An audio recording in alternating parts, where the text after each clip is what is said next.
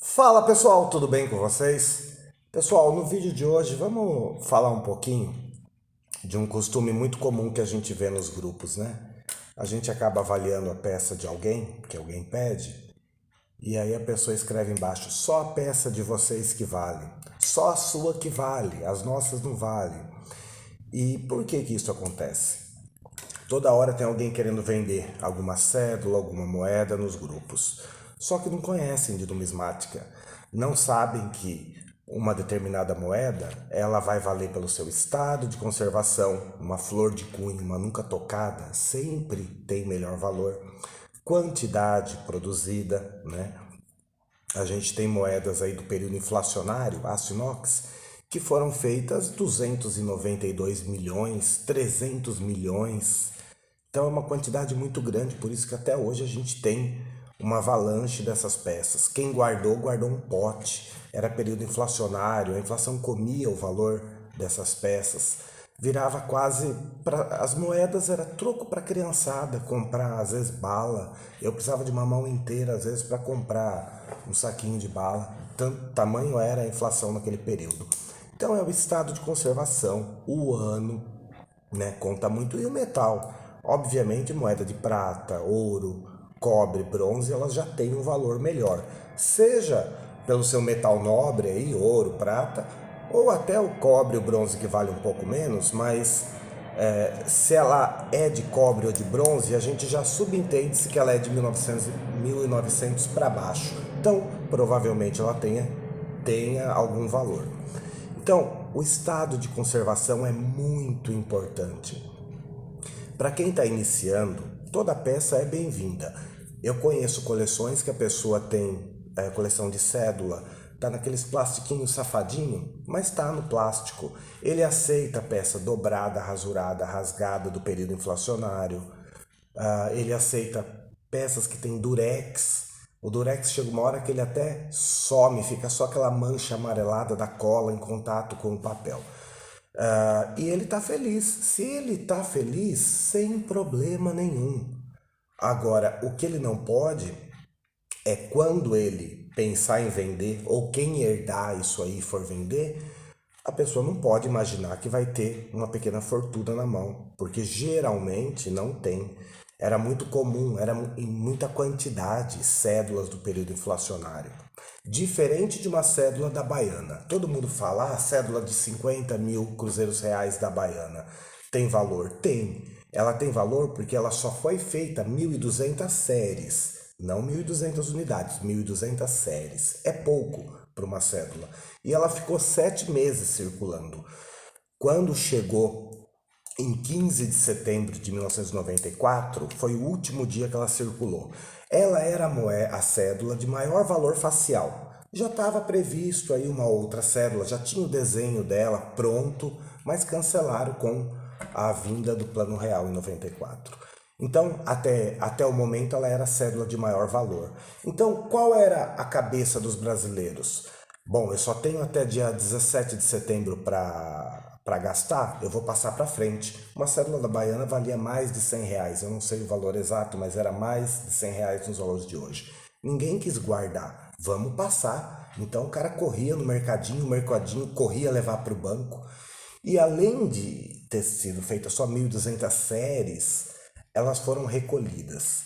E assim que foram recolhidas, foram incineradas. Então, quem guardou uma cédula da Baiana em bom estado tinha um bom poder aquisitivo, vamos dizer assim. É quase como hoje você guardar uma cédula de 200 do Lobo Guará e amanhã falar, olha, a partir do dia 20 e tal, vai parar de circular essas cédulas. Então, ou vocês trocam ou vai perder. Vai correr, gente, vai aparecer cédula de 200 reais aí, a torta e a direito. Todo mundo que guardou vai correr trocar, para não perder o valor facial embutido naquela peça. Então, por isso que uma baiana tem melhor valor. A série Cruzeiros Reais, que antecede o real, né, que são 3 cédulas, elas sempre vão ter um melhor valor, porque não foram produzidas muitas. E tudo que é produzido pouco, todo mundo quer e nem todo mundo acha.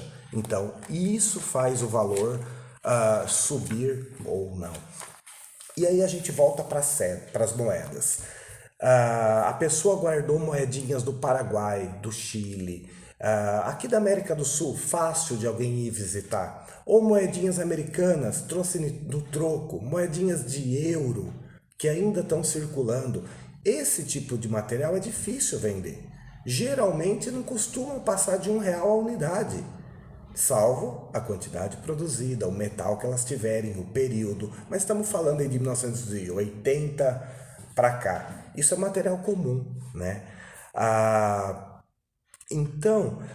Imagine uma símbolo da fortuna, aquela R$ 1.000, né? Símbolo da fortuna. Uma 1927 foi produzida a pouco mais de 35 milhões. E uma 1927 foi feita 35 milhões. E uma 1930 foi feito só 45 mil. Qual que vai valer mais? A 27 ou a 30? É a 30, quantidade menor produzida. Mais escassez, mais gente procurando, o valor sobe. É o óbvio para outros tipos de colecionismo também. Agora, eu tenho uma 1927 flor de cunho, nunca tocada. A pessoa, lá em 1927, já pôs uma embalagem correta e guardou. Ela sempre ficou numa boa coleção, bem arejada, bem protegida e chegou aqui em 2022. Quanto que vale uma moedinha boba dessa? Vale R$ 120. Por quê? Porque é difícil você encontrar outra nesse estado de conservação. Agora, uma 1927 comum, pega no troco, você acha aí a R$ 3. O pessoal tem feito muita aliança de moeda antiga. Como arte fica lindo, faz fura a moeda, molda ela, escova, lixa, pule, ela fica bonita. Uma semana no dedo ela tá preta porque o metal não é feito para isso, mas não vem ao caso. Mesma coisa que acontece com a R$ 1.000, que está todo mundo falando agora, essa moeda do centenário da independência, né? A do centenário da independência, 1922, que o pessoal fala que é 1822, independência, eles têm uma dificuldade de identificar o ano nessa peça. Uma 1922, foram feitas quase 17 milhões. Nós somos em 200, quase 220 milhões de habitantes no Brasil. Já dá para você fazer aí uma média de quantas moedas tem para cada habitante, né? Uma pega no troco, uma mal cuidada, que estava ali numa coleção que tem desgaste, que a pessoa que guardou não tomou cuidado de guardar uma em bom estado, menos circulada, mais íntegra, com brilho e tal, ela custa aí de R$ 3 a R$ 6 uma moeda dessa. Tá aí uma flor de cunho, uma que nunca ninguém tocou. Aí ela pode valer 100, R$ 120. Nossa, mas que diferença? Tá, mas você tem a não circulada, aquela que você pega a moeda e consegue observar toda a arte da peça, toda a legenda, aquele bordo intacto, sem moças com dois S, moça batida na peça. Aquela peça íntegra que parece que saiu da Casa da Moeda do Rio de Janeiro há 2 horas atrás e não há 100 anos completos esse ano. Então, o estado de conservação é importante. Ah, mas a moeda não pode ter raspado? Não pode estar faltando um pedaço? Depende do tipo de colecionismo. A gente está falando de moeda romana, moeda de período ali de 200, 300 antes de Cristo. Esse tipo de material aceita-se que esteja faltando um pedacinho, que já esteja enferrujada, mas aí a gente está falando de uma moeda do ano 200, 300. Olha que ano nós estamos. E outra, é oferta e procura. Se você morasse em Roma, qualquer buraco que você cava, você encontra moedas. Até por uma facilidade histórica, aquele período era enterrado, muitas moedas em jarros, essas coisas, porque a moeda naquele período geralmente tinha metal nobre e não valia pelo seu valor estampado, cunhado, valia pelo seu valor em peso. Estou te dando 1 quilo de prata, era o valor correspondente ao negócio que a pessoa estivesse fazendo. Então aquelas moedas clássicas gregas, bulhões, vamos pegar as pré-moedas que chegaram, as primeiras que chegaram aqui no Brasil em 1500, 1500 e tralalá, aquelas pode estar gasta, que aquilo vai ter um valor melhor. né? Estamos falando aí de quantos anos? Agora, material circulado, material de 1900 e... Vamos começar de 1900 para cá, tá cheio de moeda, por exemplo, as MCMI, as moedas de 100, 200 e 400 réis, que o pessoal fala, essa aqui não tem ano, não tem ano. Tem ano, o ano está em algarismos romanos. É a única moeda que fizemos ali com o ano em algarismos romanos desse período para cá. Quanto vale uma moeda daquela em flor de cunho? Esbarra ou passa um pouco de 100 reais. E uma circulada vale 5 reais, porque foi feita uma quantidade muito grande. Então tenham em mente isso. As cédulas também, cédulas de cruzeiro, de cruzado, que a gente pega meados da década de 70 para cá, né? A grande maioria não tem valor. A grande maioria você compra uma intacta, tirada de um maço cintado por 8 a 12 reais, a grande maioria das comuns você compra. E para a grande maioria dos colecionadores, não interessa ter as chancelas, os números de série escasso. O que são nas cédulas número de série e chancelas? Número de série é ali consta naquela numeração, é um controle. Consta o período que ela foi feita, qual a quantidade, em qual número estava quando ela foi impressa, né? E depois a gente tem as chancelas. O que são as chancelas? São o que também pode ou não dar valor para uma cédula. Imagine que na chancela de 1980 a gente tenha tido um ministro da Fazenda que ficou um mês no cargo e ele saiu assinando as cédulas daquele mês vigente. Passado um mês ele foi mandado embora e entrou outro que ficou 4 anos. Contem para mim qual cédula, você tem duas iguais, duas do mesmo período, uma com a diferença de um mês para outra, com o ministro da Fazenda X, com o ministro da Fazenda que ficou depois 4, 5 anos Y. Qual que vai valer mais? É claro que vai valer aqui o ministro ficou menos tempo, porque foi menos produzido, é mais difícil encontrar. Se é mais difícil encontrar, todo mundo quer. Se todo mundo quer, não tem para todo mundo, a pessoa paga por isso. Isso são chancelas, números de série, né? Então, para a moeda, também o ano não significa que você tem uma moeda de 80 anos atrás e ela tem valor. A grande maioria das moedas de 80 anos para cá tem pouco valor. Claro que todo período, cruzeiro, cruzado, cruzeiro novo, cruzeiro real, réis, todo período tem aquelas moedas que foram produzidas poucas, em detrimento do outro ano que foi feito muitas. Então por isso ela tem melhor valor. Por que a moeda de R$ 1 de aço inox, a primeira família, tem bons valores? Porque ela foi recolhida. É até hoje do plano real, a peça, a moeda que foi oficialmente recolhida é essa. O restante, todas estão aí ainda circulando. Então hoje uma moeda de R$ 1 em MBC, que é o estado geral das peças que a maioria tem num potinho, MBC, é muito bem conservada. Essas peças já estão aí de 10 a 12, 14 reais. E aí a gente vai para as moedas olímpicas, por exemplo, né? Teve um rapaz também que ele me procurou para avaliar uma série olímpica dele.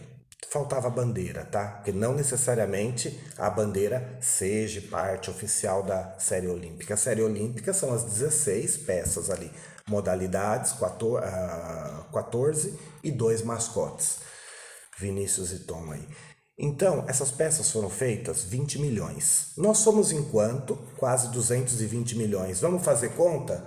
A gente tem 1, 2, 3, 4, 5, 6, 7, 8, 9, 10. A gente tem uma quantidade de 6. Para cada 6 brasileiros, existe uma moeda das Olimpíadas. Tá, vamos para a bandeira agora. A bandeira foi feita pouco menos de 2 milhões. Então tem 60 brasileiros para uma moeda da bandeira. Entenderam por que a moeda da bandeira vale mais? Porque foi produzido menos. Foi produzido menos, encontra-se menos, mais gente quer, paga-se por ela. Quanto se paga numa bandeira hoje? 90, 100 reais numa MBC. Agora, as modalidades olímpicas que todo mundo guardou. Quem não era colecionador achou engraçadinho. Vamos guardar. Olha, apareceu outra. Quantas será que tem? Aí ele descobre que eram 16. Eu vou colecionar uma de cada. Só que pegou no troco. Essas moedas são safadas. São 6 ou 7 ligas que formam todos aqueles metais que você está vendo numa moeda de R$ 1. São ligas metálicas, não é só anel e núcleo, duas cores ali que a gente está vendo.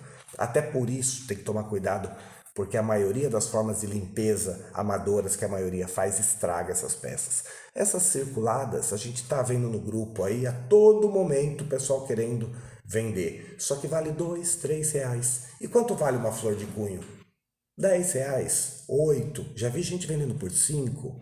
Mas vamos colocar que seja R$ 10. Eu avaliei a coleção completa desse rapaz por R$ 50. As 16 peças das modalidades, sem bandeira.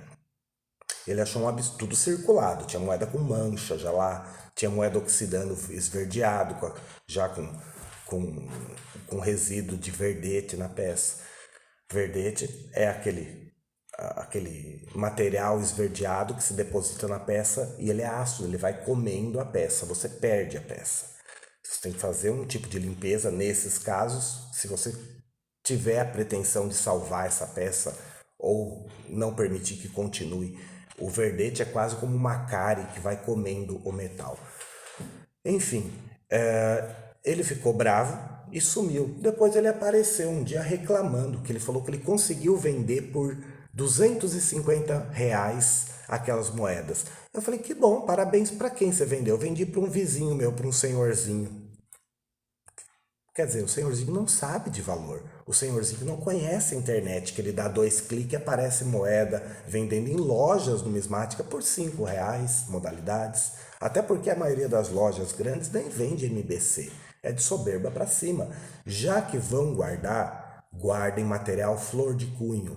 Aceitem até soberba. Deixe o MBC, o material mais comum, para datas escassas. Claro que a gente tem material de níquel, moeda MBC que custa R$ 1.000. A gente tem no aço inox moeda em MBC que chega aí a 300 e poucos reais. Mas são as datas escassas, aquelas datas feitas pouquíssimas, né? Fora isso, observe se as moedas de vocês, indiferente do estado de conservação, e as cédulas também, se elas têm anomalia. O que são anomalias? São erros que podem valorizar uma peça. Ou até uma numeração radar, palíndromo, né? Uma cédula espelho, é aquela cédula que você vê a numeração, por exemplo, número de série 00100. Se você pegar ao contrário, você vai ler 00100. Ele se repete. Isso é palíndromo, espelho. Essas cédulas geralmente têm melhor valor, principalmente quando em melhor estado de conservação, tá? Então, cédulas com carimbo, sem carimbo, geralmente as sem carimbos vale mais, são as primeiras, são as sobreviventes que não foram carimbadas, né? É como se hoje a gente mudasse o nosso plano real e fizesse o dólar aqui, o dólar brasileiro. Então, para aproveitar a quantidade, período inflacionário, lembra o período que a gente estava falando lá atrás, para não jogar tudo aquilo fora, resolveram pegar um carimbo e bater em cada cédula. Então, o que valia ali um cruzeiro virou um cruzado novo e assim por diante. O que era R$ 1, R$ 2 no caso, virou US$ 2, né? Então, as sobreviventes para moedas também, moedas de cobre que não tem o carimbo diminutivo, as moedas de 80 viraram 40, as de 40 viraram 20, as de 20 viraram 10. As que não foram carimbadas são sobreviventes, né? Diferente de outros carimbos, tem moeda com carimbo de escudete, que é um outro tipo de carimbo que já vale mais. E no geral, tudo que é carimbo, carimbo Icó, carimbo do Divino, carimbo da Revolução Constitucionalista, costumam ter melhor valor. Só que vai depender do estado de conservação.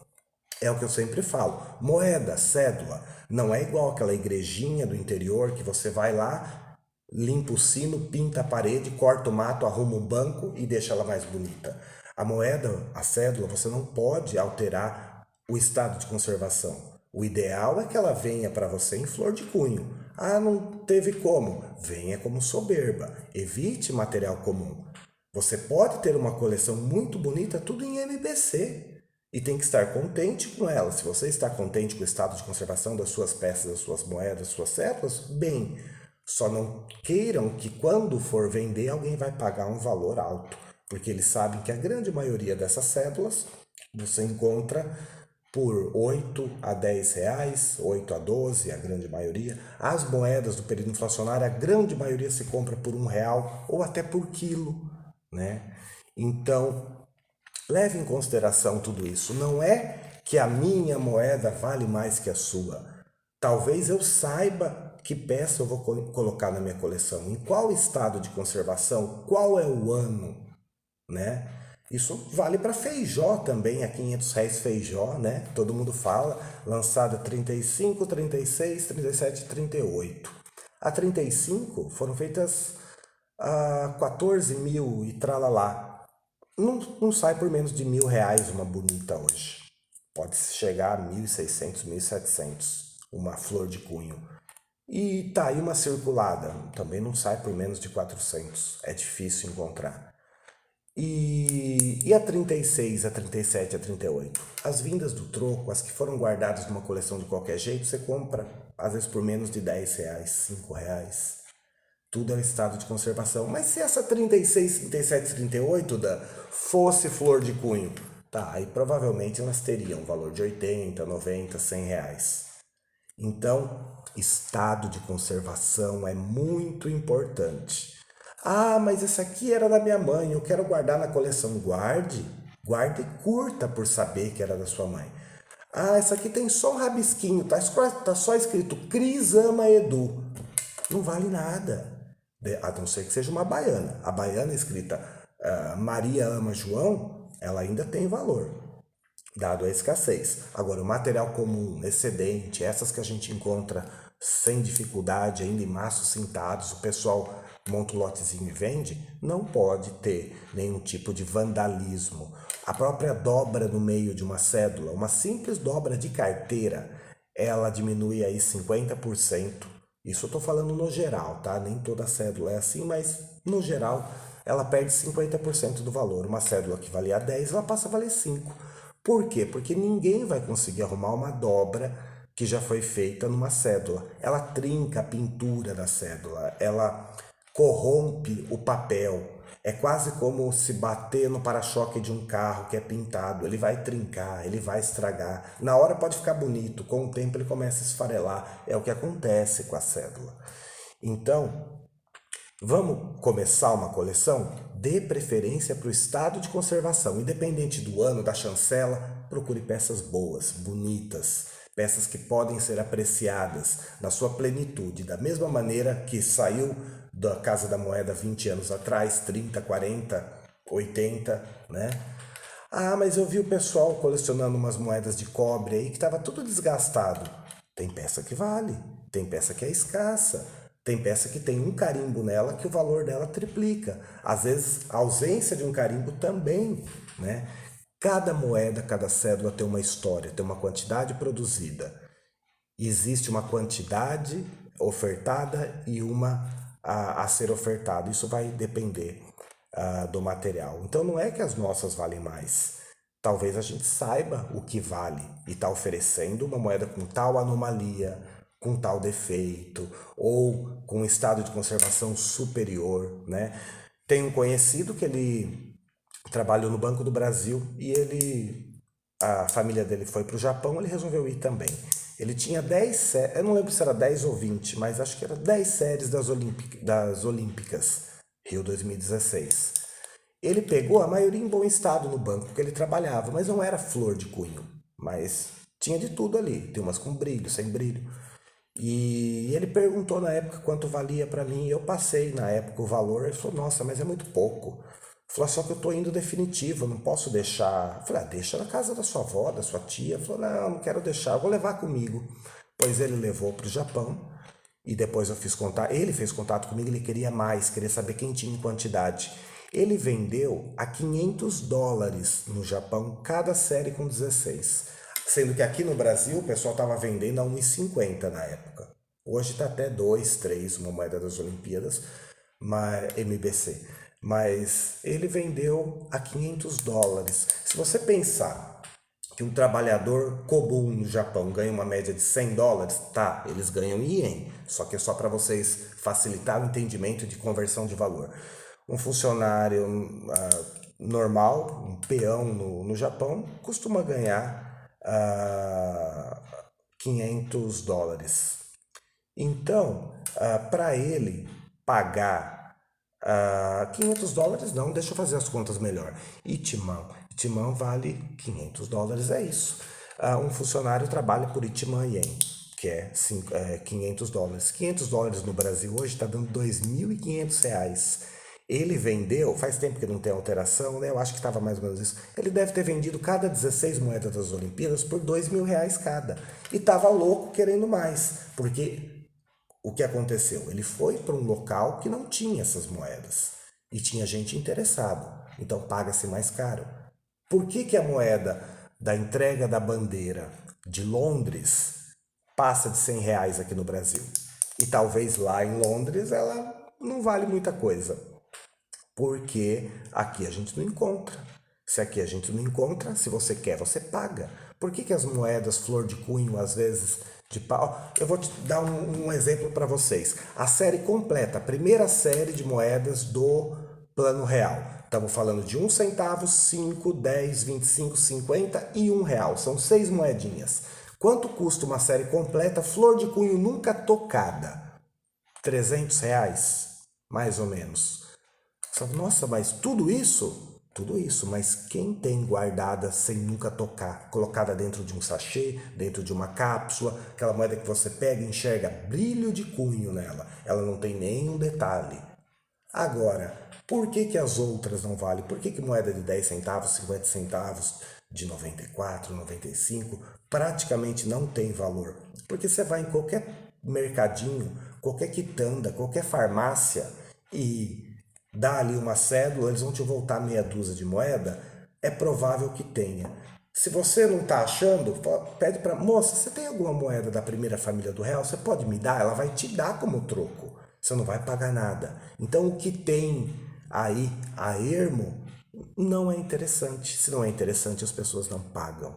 Entenderam a diferença? Agora, se eu pegar uma coleção circulada da primeira família do real, 1 centavo, 5 centavos, 10 centavos, 50 centavos e R$ 1, colocar no bolso e for para a Nigéria, for para o Azerbaijão, for para o Catar, principalmente o Catar que é rico, provavelmente um colecionador de lá vai me pagar um valor interessante, indiferente se ela está MBC. É o que acontece com as moedas estrangeiras da França, da Itália, da Suécia, essas moedas europeias, antes do euro, existe um valorzinho de R$ 1, R$ 1,50. Vai no país deles ver se eles pagam. Não paga. Deve vender por quilo também. Assim como a gente vende o nosso aço inox, década de 70, 80, 90. Inclusive tem moedas amarelas, bronze e alumínio, década de 40, 50, que quase não vale nada, dado o estado de conservação. Tem gente que prefere vender para ourives, que vai fazer aliança, do que vender para colecionadores, porque sabe que pagaremos pouco pelo estado de conservação.